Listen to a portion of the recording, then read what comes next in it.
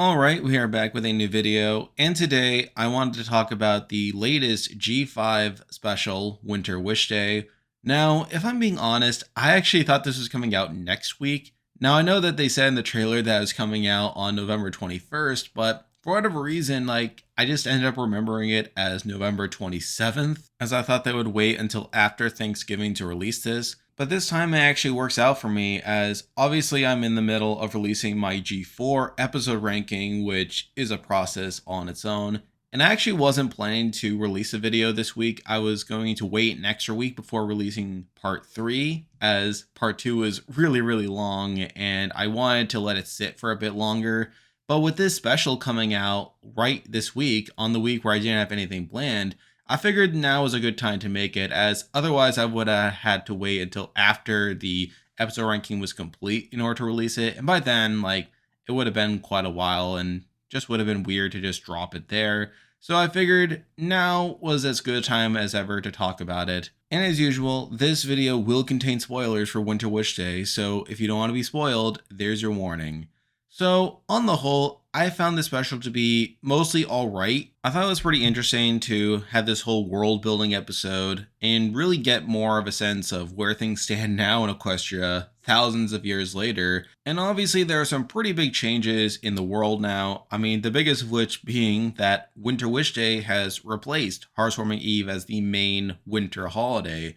And I'm fine with this. I actually think it's interesting considering the timeline, showing how the different races did fall apart over time to where the whole message of Hearthwarming Eve became pretty much irrelevant, as obviously that whole holiday was about how the pony races are coming together to avoid the end of the world. But now we're in a situation where the ponies became separated, and through that formed this whole Wish Day tradition, probably to whitewash a lot of this Hearthwarming Eve business.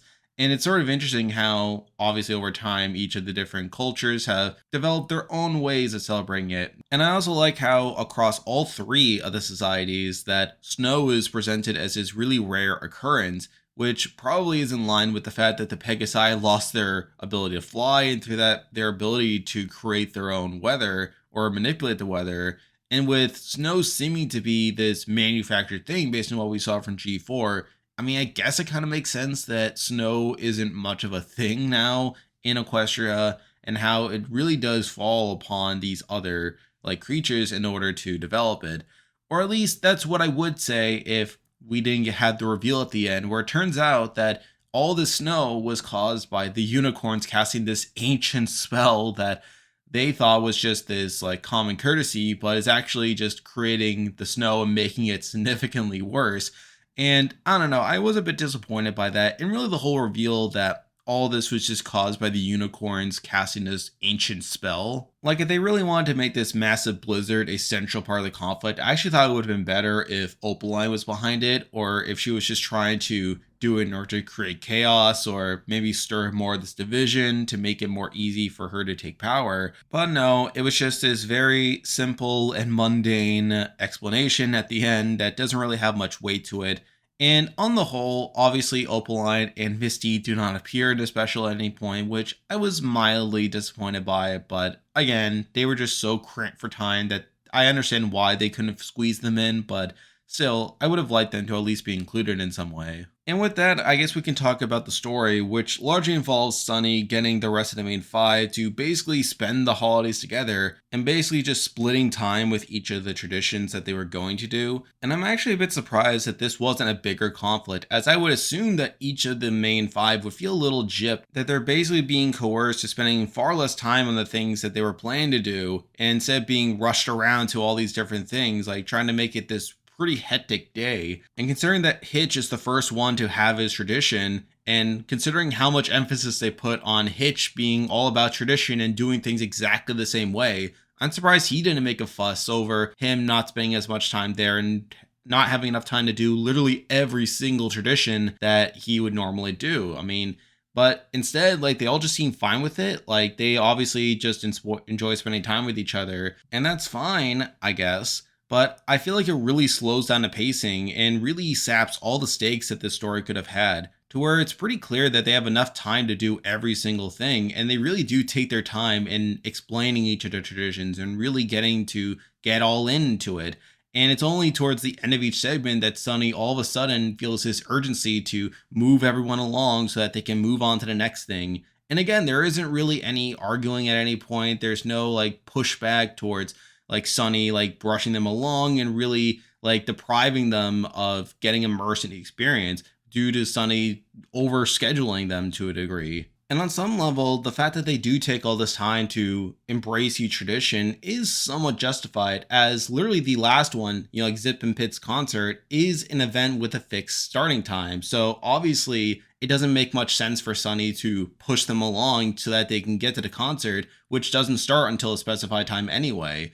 And even then, it makes Sunny's urgency and them pushing them along make even less sense because I mean, yeah, while she has to move on to ensure that they have enough time to do like Izzy's thing in Bridalwood, it also makes little sense when she rushes Izzy out of there as well, as literally they get to Zephyr Heights with enough time for like Zip and Pip to do shopping with their mom before the concert. And again, there's nothing that they can do to change the start time of the concert. So either way, Sunny's urgency feels a little strange to a degree where it's like she's not being urgent enough with the amount of time that they spend at each event, but she's also like pushing them along so that they can basically just hurry up and wait. So either way, I feel like the way that the story was structured didn't really lend itself well to the type of story where they were going for. Where it's pretty clear that they could have made the story where Sunny was trying to make sure that they do every single thing, but by rushing them along, that they aren't giving everyone enough time to really soak it in and really learn about it. And through that, they end up walking away with